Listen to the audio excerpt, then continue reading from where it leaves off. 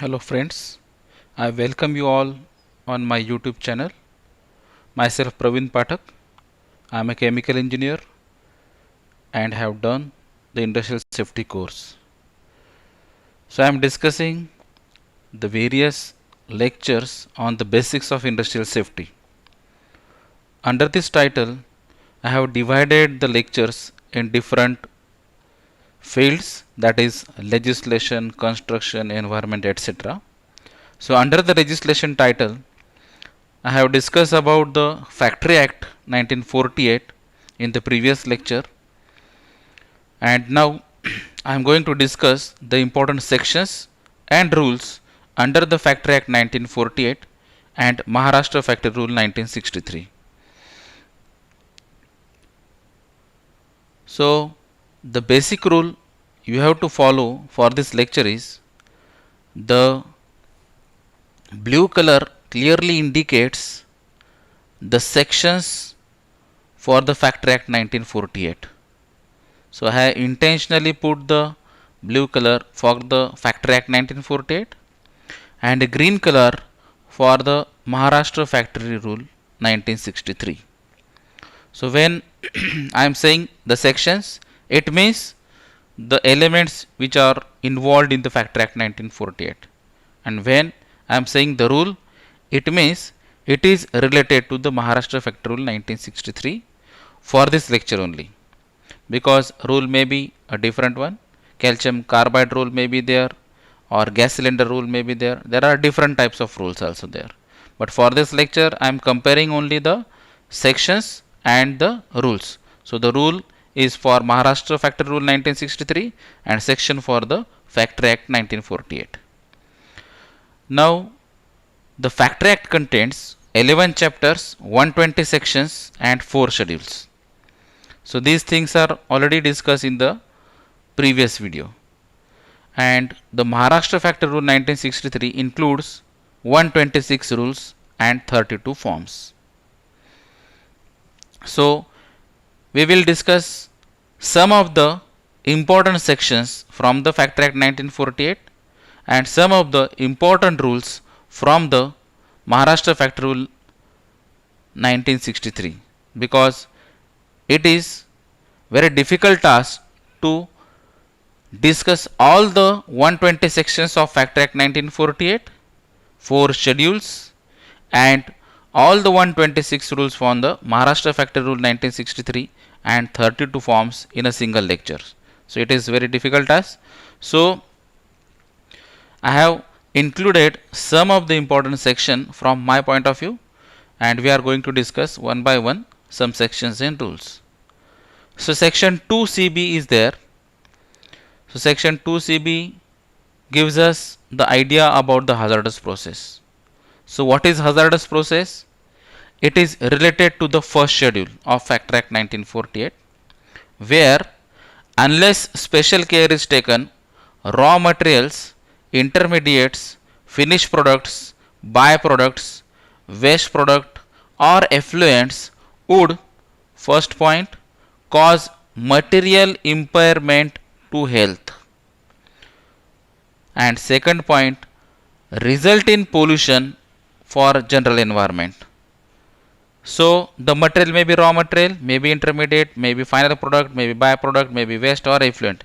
If the material causes impairment to the health or which may result in the pollution of general environment, then it is called as hazardous process, and this definition is given under the section 2CB of Factory Act.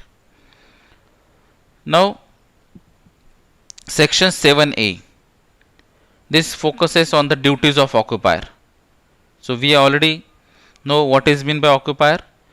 The person who is having 100% control on the factory is called as occupier. So every occupier shall ensure health, safety and welfare of all workers. Provisions and matters to which such duty extends shall include. What are the duties of occupier?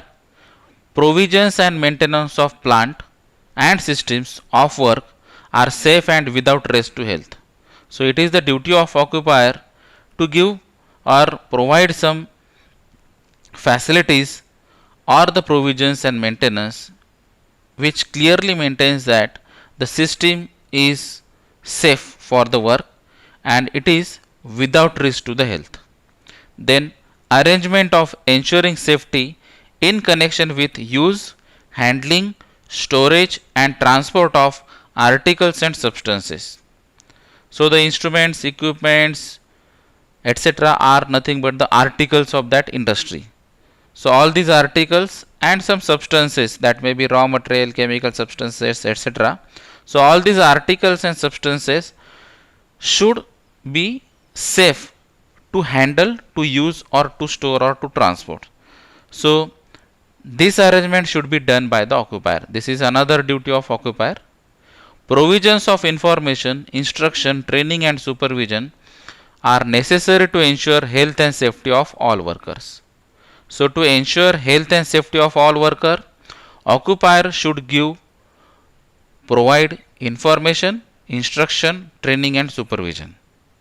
Provision and maintenance of all places of work and means of access and egress from such places are safe and without risk.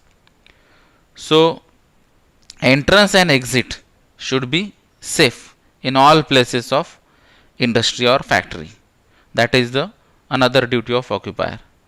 Provision, maintenance or monitoring of such environment for the workers that is safe and without risk to health. So the workers environment means workplace. So that workplace also should be safe and without risk to health. That is another duty of occupier. And he should prepare a policy with respect to safety, health and environment.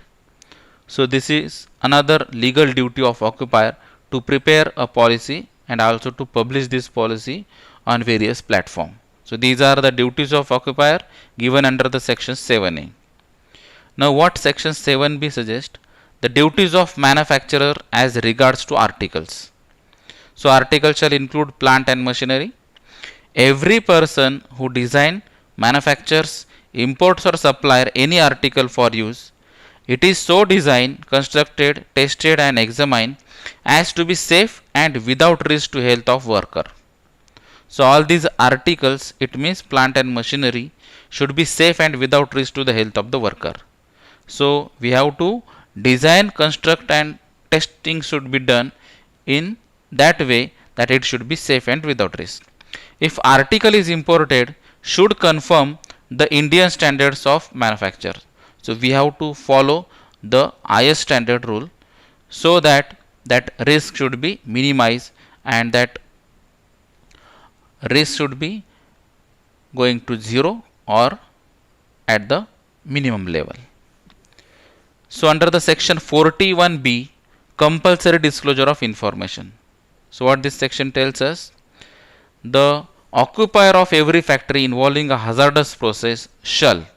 It means the focus of this disclosure of information should be for the hazardous process mainly. So where the hazardous process are there, and what is hazardous process? It is given under the section 2CB, right? So where the hazardous process are present, for this shall disclose the information regarding danger, including health hazards and the measures to overcome such hazards arising from the exposure to or handling of the material in the manufacture, transportation, storage and other processes to all. So that danger from the material, from the handling, from the manufacturing process, from the transportation, whatever it may be. So that danger should be disclosed and that information should be disclosed. So that is nothing but the compulsory disclosure of information. That is one point. Lay down a detailed policy with respect of health and safety of the workers and intimate to chief inspector and local authority. So that is another part. That this policy, this detailed policy, including dangers, should be intimate to the chief inspector and local authority. Accurate information as to the quantity, specification and other characteristics of waste and their disposal with the approval of chief inspector draw up an on-site emergency plan and disaster control measures and make known to the workers and public. So if you know the dangers in the hazardous process, if you know the waste material, that raw material, final product, etc., with quantity. So some materials may be in terms of milligrams, grams, some may be in terms of ppm, mg per meter cube, and some materials may be in terms of tons or thousands of liters or meter cube. So that quantity is also important. So for facing or to reduce the risk, on-site emergency plan should be prepared. Disaster control plan should be prepared, and that should be disclosed to the workers and public. What exactly our or how the plan works. So on-site emergency plan and disaster control plan should be given to the workers and public. Inform Chief Inspector nature and details of the process, penalty for contravention, license cancellation, etc.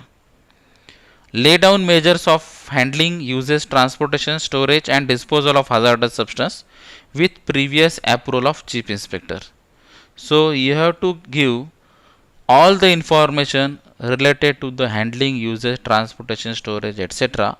of hazardous substances to the Chief Inspector, and previous approval should be given by the Chief Inspector. And these are the points under the compulsory disclosure of information under section 41B. So the section 41B is important as per as the Factory Act 1948 is concerned, that is disclosure of information.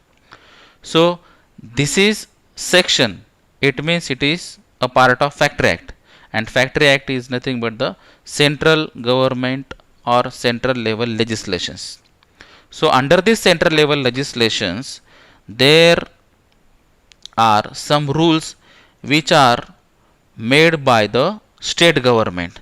So for example, Maharashtra state is there. So Maharashtra state government made the rules, and that is called as MFR 1963. So under the guidance of section 41B of Factory Act, so following rules are made. So sections and Factory Act is a general guidelines by the central government, and rules are nothing but the detailed information from that particular section, from that guideline given by the central government to implement and execute in the state. So that is why it is called as rule. So for example, under section 41B, 73L Health and Safety Policy Rule, 73M Collection and Development of Dissemination of Information, that is MSDS, Material Safety Data Sheet. 73N Disclosure of Information to Worker. 73O Disclosure of Information to General Public. 73P Disclosure of Information to Local Authority. 73Q Disclosure of Information to District Authority. 73R Disclosure of Information to Chief Inspector. So these are the different rules under the Maharashtra Factory Rule 1963, and guidelines are given under the section 41B of Factory Act. So what exactly the 73L? Occupier of every factory except all factories, first point covered under section 2MI but less than 50 employees. Point 2 covered under section 2MI 2, provided that they are not covered in first schedule under section 2CB and not carrying dangerous operations under section 87, shall prepare a return statement of his policy. So all the hazardous processes, danger operations, etc., all maximum industries should prepare health and safety policy under the rule 73L. Now MSDS means Material Safety Data Sheet. The occupier of every factory carrying on a hazardous process shall arrange to obtain or develop information in the form of MSDS in respect of every hazardous substance or material handled in the manufacture, transportation and storage in the factory. So all the hazardous process, all the hazardous substances must have MSDS. Generally MSDS is given by the manufacturer. If it is not done, then we have to prepare this MSDS for that particular substance, and that MSDS should be converted in the local language to understand by the workers or helpers. It shall be accessible upon request to worker for the reference. So to before handling that substance, worker must know the material safety data sheet of that substance. In the 73N rule, disclosure of information to worker. Now the general guideline is disclosure of information under the section 41B. But for this, for worker information should be disclosed, that is given under the 73N. Occupier shall supply to worker information in relation to the handling hazardous process substances, manufacturing, transportation, storage and process. Requirement of section 41B, 41C and 41H. So this 41B, 41C, 41H are the guidelines or the sections involved under the Factory Act 1948. So with the help of these references and guidelines, this disclosure of information to worker should be prepared in the state. The list of hazardous process, location, availability of MSDS, physical health hazard, measures taken, use of PPE, measures to be taken by worker to ensure safe handling of hazardous substance, and in case of any leakage or spillage, role of worker in emergency plan. So these are the rules given under 73N. So next rule is 73O, disclosure of information again, but it is to general public. In the previous case, disclosure of information to worker. Now this is disclosure of information to general public. Occupier shall, in consultation with the district emergency authority, take steps to provide information, approval of factory from inspector and state pollution control board, explanation of hazardous process and hazardous substances, and measures taken to minimize the risk of accidents. So what are the measures taken to minimize the risk of accident? That should be explained in detail for public. Salient features like disaster control measures should be explained in detail to public. Emergency warning system. What are the emergency warning systems are there? What action should be taken by the industry, taken by the public, that should be explained under the rule 73O. Then rule number 73P, disclosure of information to local authority. Now in the previous case, that should be general public. In that previous case, that is for worker. Now it is to local authority. The occupier of every factory carrying on hazardous process shall furnish following information in writing. The information furnished to general public as prescribed in rule number 73O. A statement of the means and quantities generally stored in a process or hazardous process.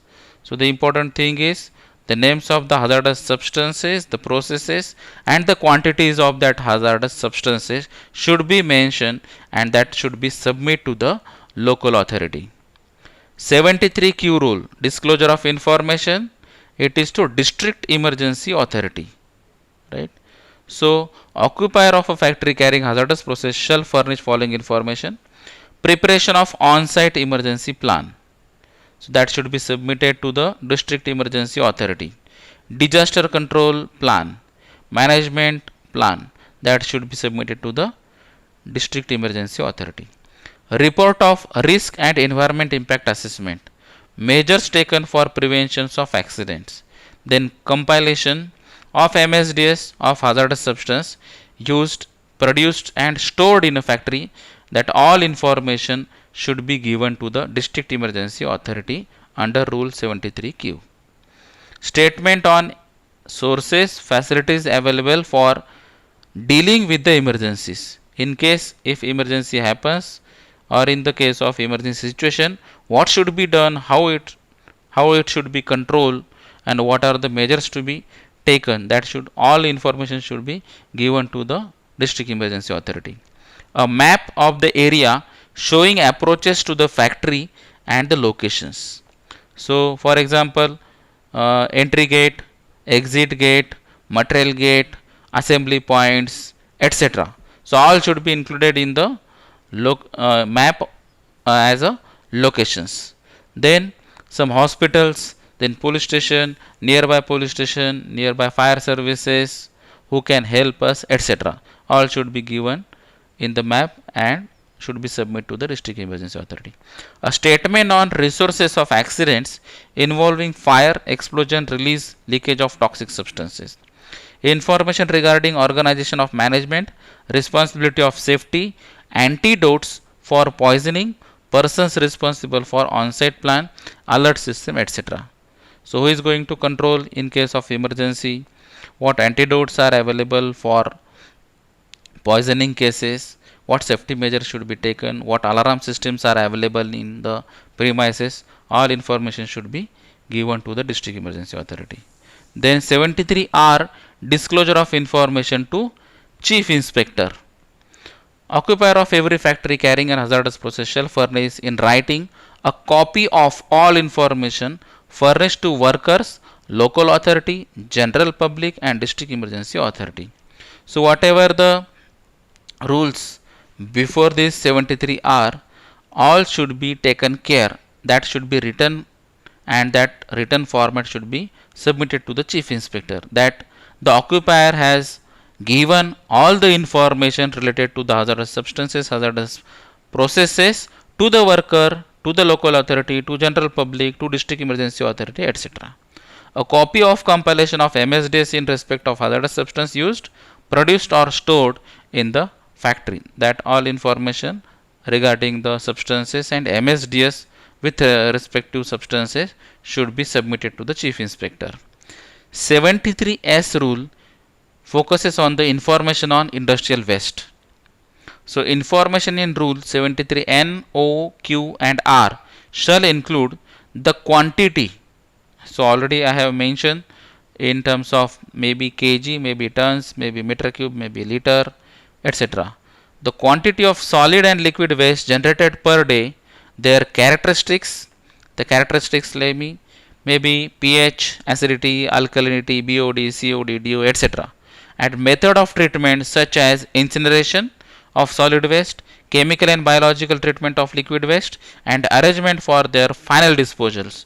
So all this information should be given on industrial waste. Information on quantity of gaseous waste and provision of arrangements such as scrubber system, cyclone separators, electrostatic precipitors for control of pollution of the environment.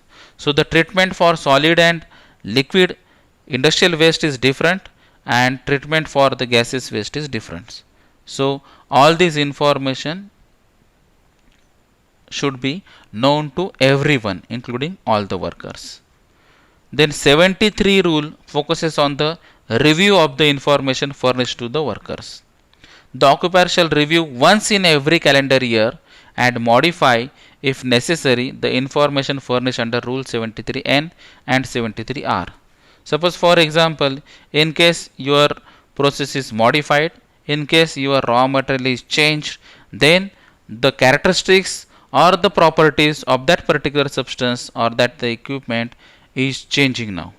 If the process is changed, if the substances are changing, if the alternatives are find out, then you have to review the information again, and all the latest or updated information should be submitted to the respective officers or that offices.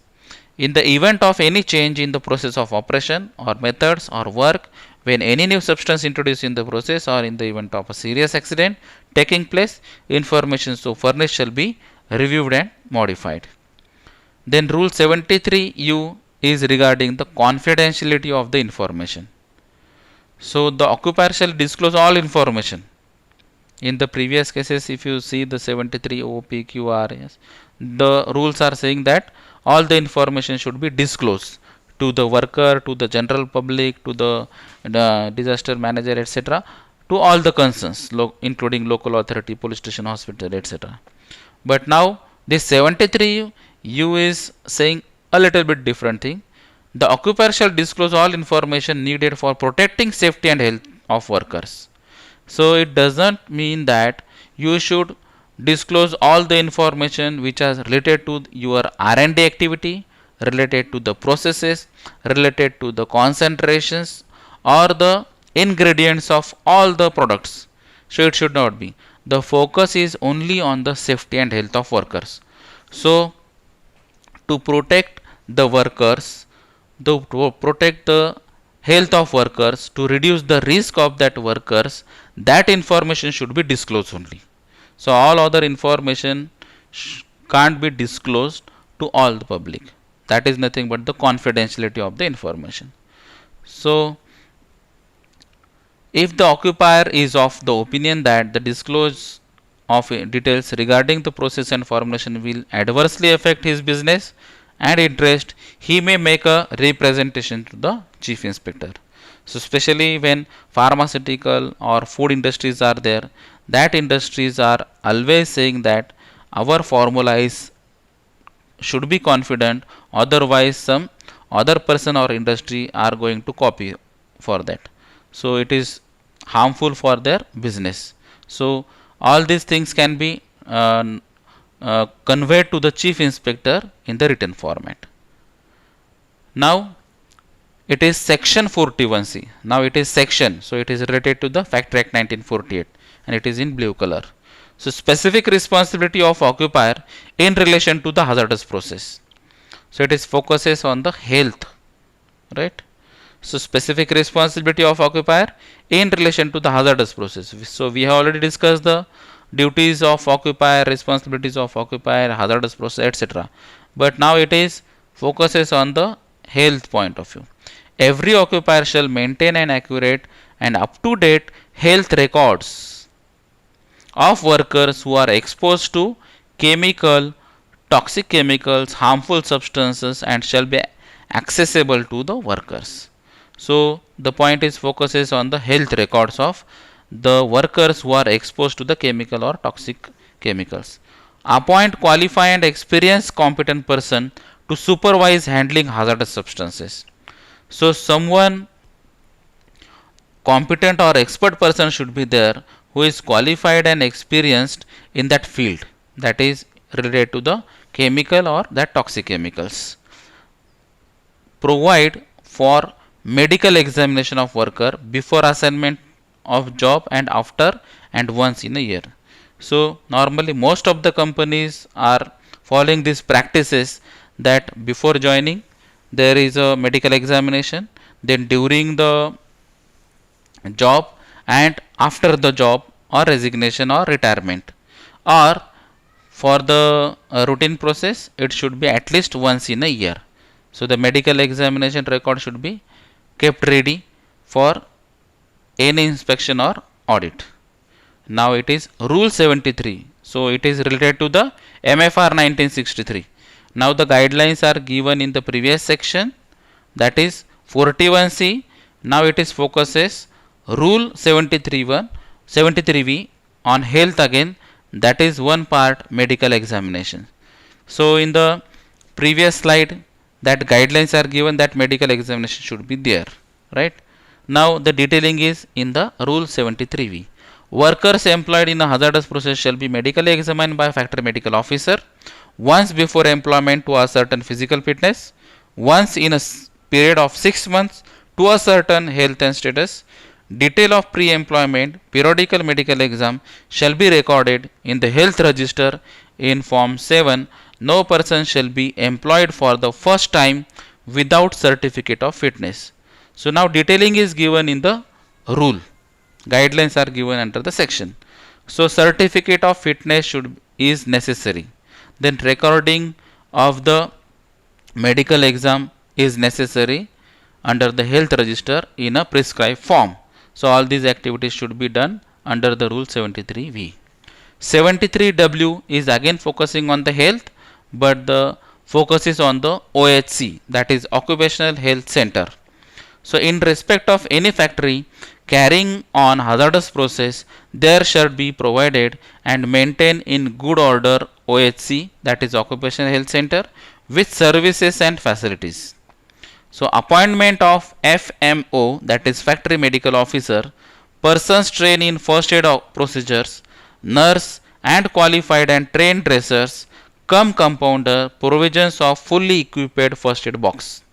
Qualification of FMO, degree in Indian Medical Council with diploma in industrial health or training in the same minimum 3 months should be compulsory. So what are the conditions for FMO? what requirement should be there under the OHC center, everything is given under the rule 73W. Then 73X focuses on the ambulance van. It is again a health part. We are discussing all these rules under the section 41C, that is of health. Now the rule 73X focuses on the ambulance van. In the factory carrying on hazardous process, there should be provided maintain ambulance van equipped with items, safety equipments, emergency care equipment, immobilization, dressings, poisoning, emergency medicines, etc. and maintained by the helper trainer in first aid.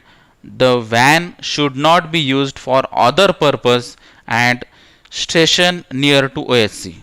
So these ambulance vans should not use for other purpose other than health purpose, and the equipment should be present there in the ambulance. So factory employing less than 200 workers may make alternative arrangement. So ambulance van arrangement with reference to 73X is necessary, mandatory for the factories where 200 workers are there or 200 plus workers are there. So if the factory are having less than 200 workers, then it is optional. That ambulance van should be there is a optional case. You can make alternative arrangement for the ambulance van. Rule 73Y focuses on the decontamination facilities. So in every factory carrying a hazardous process, following provision should be there to meet the emergencies. Fully equipped with first aid box. So every factory must have first aid box, and readily accessible means for drenching with water for flooding persons who have been contaminated with the hazardous and corrosive substances. A table of number of drenching showers against number of worker is given. Provision of sufficient number of eye wash bottles in boxes. So all these detailing are given in the 73Y, but the focus is that first aid box should be there, drenching facility should be there, eye wash bottle should be present for the decontamination. Then 73Z rule is focusing on the making available health records to workers. So we are maintaining the health records. Occupier's duty is to maintain the health records. Now it is the right of worker to see the health record. So making available health records to the workers. Occupier shall make accessible health records to the workers under following conditions: once in a 6 months or immediate after medical examination, whichever is earlier. In the FMO or certifying surgeon are of the opinion that worker has manifested signs and symptoms of any noticeable diseases. If any legal authority, directors, inspector, health authority of government, DG, FASLE, etc. So all these government authorities can see the health records anytime. FMO or certifying surgeon can see the health record for a specific time, and worker can check the health record immediately after the medical examination or once in a month. Now the section 45, that is Factory Act 1948. So section 45 is for first aid appliances, that is again the part of health. In every factory, first aid boxes or cupboard shall be provided and maintained so as to be readily accessible during all working hours, well equipped with prescribed contents, and shall not be less than 1 for 150 worker. So guideline is given that one first aid box should be there with prescribed contents and proper location for 150 workers. Each box shall be kept in charge of separate responsible person who holds a certificate in first aid treatment recognized by state government. So whatever the prescribed contents are available there, that medicine should be given to the proper person in appropriate condition, and that should be trained, that condition, that person should be trained who is giving these medicines to a particular worker for the conditions. So the first aid treatment recognized by state government, that certificate should be there for that trainer, first aid trainer. Then who shall always be readily available during working hours. So that trainer or first aid trainers or state government certified person should be available during working hours. Nothing except the prescribed content shall be kept in the first aid boxes or cupboards. So other than these prescribed contents, nothing should be there in the first aid box. In every factory wherein more than 500 workers are there ordinarily employed, there should be provided and maintained an ambulance room. So for 500 plus workers, ambulance room arrangement should be there. And with the ambulance room, in the ambulance room, medical and nursing staff should be there, and that is readily available during the working hours. So for more than 500 workers, ambulance van, first aid box, medical staff, nursing staff, and should be readily available during working hours. Now rule 76. So the first aid appliances we have discussed under the section 45 of Factory Act. Now detailing is given under the rule 76 of MFR 1963. The first aid boxes or cupboards shall distinctly marked with red cross on a white background and shall contain prescribed equipments like factories in which number of persons employed does not exceed 10, factories in which number of persons exceeds 10 but does not exceed 50, factories employing more than 50 persons, etc. Now rule 77, notice regarding the first aid. A notice containing the name of the person working with the prescriptions of the factory who are trained in a first aid treatment, who are in charge of the first aid boxes shall be posted in every factory at conspicuous place and near each box. So every worker, helper, every employee should know where the first aid box is placed and who is the in charge of that first aid box. The notice should be indicate workroom where said person shall be available, name of the nearest hospital and its telephone number should be mentioned. Under rule 78 regarding to the ambulance room. The ambulance room of dispensary shall be in charge of the qualified medical practitioner assisted by one qualified nurse and staff. A notice shall be displayed in ambulance room giving the name, address, telephone number or medical practitioner in charge and also the name of the telephone number or nearest hospital. A record of all cases, accident, sickness, treatment at the room shall be kept and produced to inspector or certifying surgeon on demand. So you can observe now the details are given under the rule and guidelines are given under the sections. Now the next section is focusing on the work permit systems. So section 36 is focuses on the precautions against dangerous fumes and gases. In some of the industries there may be dangerous fumes and gases present in the working environment. So what precautions should be taken for the dangerous fumes and gases, that is given under the section 36 of Factory Act. No person shall be allowed to enter chamber, tank, vat, pit, pipe, confined space in which any gas, fume, vapor or dust are likely to be present unless it is provided with a manhole of adequate size or other effective means of egress. Until all practice measures have been taken to remove any gas, fume, vapor or dust so as to bring its level within the permissible limits and to prevent any ingress of such gas and unless. So wherever the fumes and gases are available, if it is below the permissible levels, then you can provide some facility to ingress or egress with some PPs and some arrangements. Then a certificate writing has been given by competent person based on a test carried out by himself, that is the space is reasonably free from dangerous gas, fume, vapors or dust. Such person is wearing suitable breathing apparatus, that is generally called as self-contained breathing apparatus SCBA, and belt securely attached to a rope, the free end of which is held by a person outside the confined space. Normally it is called as attendant who is outside the confined space, and always ask the person who is inside the confined space that are you okay or not. Then under this work permit section, the rule is 73F. Fragile roof is one of the example, provision of crawling board, etc. A person shall be required to stand or pass over work on or near roof or ceiling covered under the fragile material like AC sheets through which he is liable to fall in case of it breaks a distance of more than 3 meters unless first suitable ladder, duck ladder or crawling board securely supported are provided. So it is a must condition. Nowadays we are using crawling boards to crawl to pass that point on the fragile roof. A permit to work. So it is a legal requirement again. So for working at height, we have to take the permit for work. Permit to work on fragile roof is issued to him each time by a responsible person.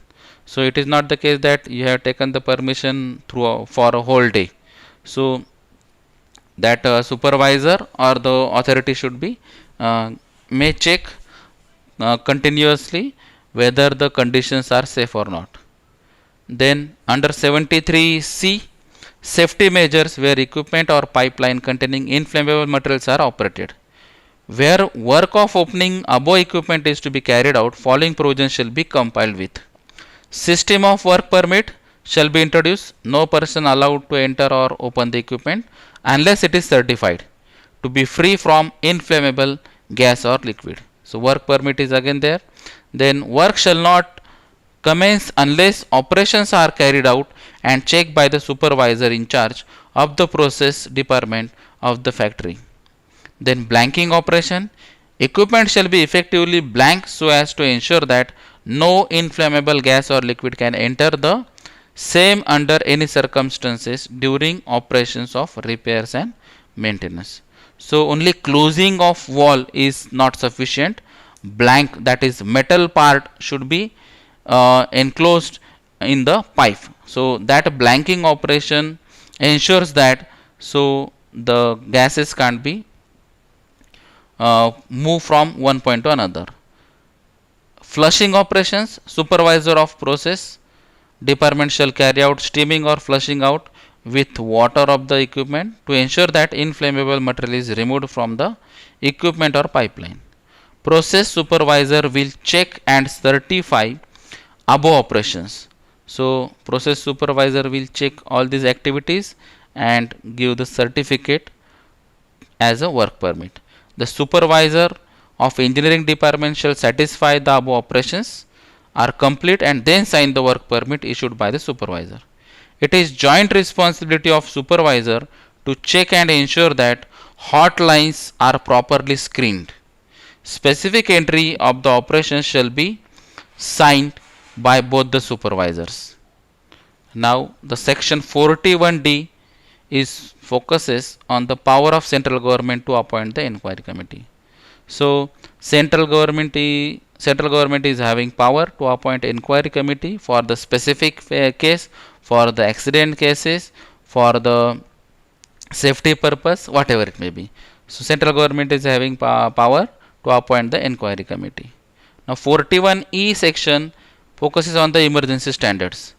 So central government is giving the guidelines for some standards, but for the no hazardous process, no standards of safety have been prescribed in the hazardous process.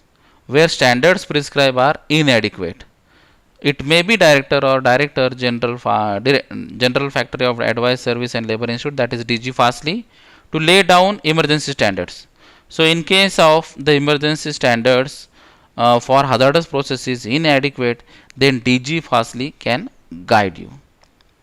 Then 41F, permissible limits of exposure of chemical and toxic substances. So we have already discussed in case if chemical and toxic substances are there in the working environment, then that within the permissible limits that chemical and toxic substances should be there. So maximum permissible threshold limit for this chemical and toxic chemical is given under the schedule 2 and under the section 41F. So 41G section focuses on the workers' participation in safety management, that is safety committee. So all workers should know their safety. Their right is to have the knowledge about the substances handling, to knowledge about the minimize the risk and should be work in the comfortable environment. So health point of view, it is important that workers participation must be there in the safety committee meetings. So in the safety committee itself, it is a legal requirement that workers representative should be there as a safety committee member to reduce the risk. Then with under the guideline of this 41G section, rule number 73J is there, that is focuses on the safety committee. So where 250 or more than 250 workers are there, where dangerous operations are there under section 487, and employs more than 50 workers, or which carries hazardous process, which is defined under section 2CB with 50 workers. So if the factory is general, then 250 worker is the limit. Then if the operations are danger or the processes are hazardous, then for minimum 50 workers there should be a safety committee. So this is the mandatory requirement for the safety committee. In the safety committee, chairman is a senior official, secretary is safety officer, tenure 2 years, meet once in 3 months, representatives each from production, maintenance, purchase and worker. Then section 41H is focused on the right of workers to warn about imminent dangers. So it is workers' right to know about the imminent danger which is available in the industry or factory. So it is mainly again related to the hazardous process and the dangerous operations. If there is some danger, then it is workers' right to know about the imminent danger. Then section 111 focuses on the obligation of workers. So no worker in factory shall willfully interfere with or misuse or neglect to make use of any appliances, convenience or other things provided in the factory for the purpose of security, health, safety and welfare of the workers. So nowadays the awareness is increases, that is why most of the companies are focusing on the SHE aspects, and sometimes it happens that some workers are misuse the rules and regulations or the facilities provided for them. So willfully and without reasonable cause do anything likely to endanger himself or others. If workers contravenes any provisions, punishable with imprisonment of 3 months or fine of 100 or both. So in case of any misuse or neglection, then punishment of imprisonment or fine is also there under section 111. So under 111A, right of worker, every worker shall have the right to obtain the information from occupier regarding the health and safety, get trained within the factory or to get himself sponsored by the factory. If some of the workers or employees are not trained or not experts in a particular process, then it is a worker's right to have that training from the factory, within the factory or sponsored by the factory, but that should be trained by a good training institute or the approved institute. Now these are the different sections and rules under the Factory Act and Maharashtra Factory Rules.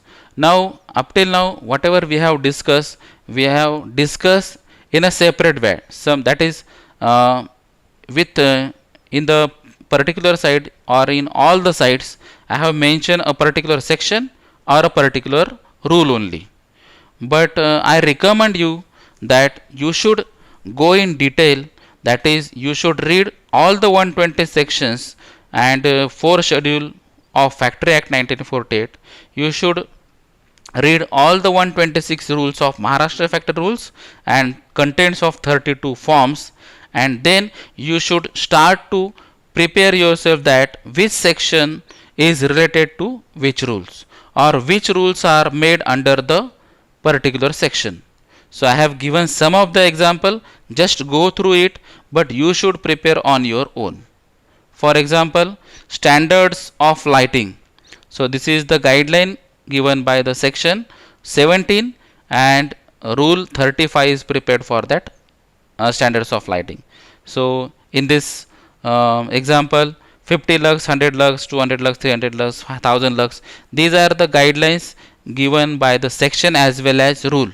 So for that particular warehouses, boiler room, etc. So that should be the minimum illumination or the lux requirement. So this is one of the example where the common title is there, standards of lighting. That is means the light requirement or illumination requirement, and that is given under which section and which rule. So other examples are lifting machines, chains, ropes, section 28 and rule number 64.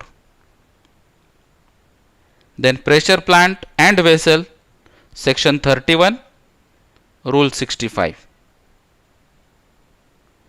Then fire protection, section 38, rule 70.